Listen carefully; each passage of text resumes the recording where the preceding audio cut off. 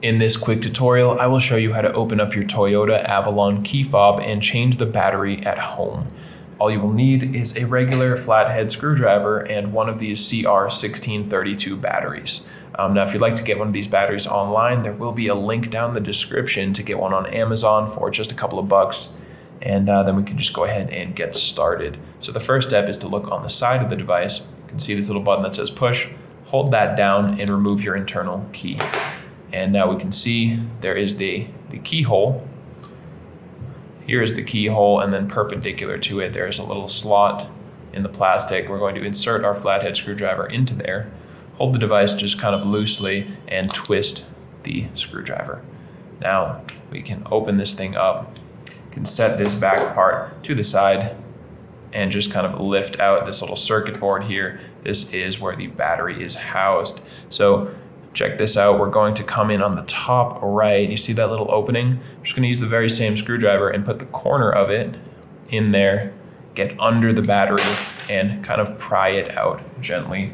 Doesn't take too much force and it will just pop out. So go ahead and get rid of your old battery. Take a new CR1632 battery and make sure this positive side is facing up.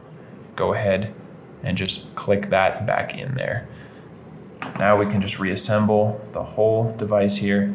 So what I'm going to do is with, if you want to look here, this is with the device facing up, with it oriented correctly like that. You want the battery on the bottom, okay? So check this.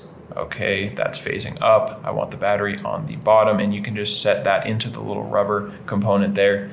And then if you look at this circle on the back of this piece of plastic, that needs to line up with the battery. So go ahead and put them next to each other and just click it on.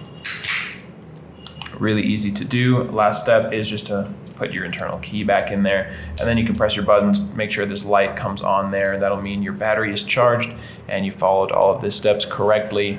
And yeah, that's about it, guys. So I hope that video helped you out.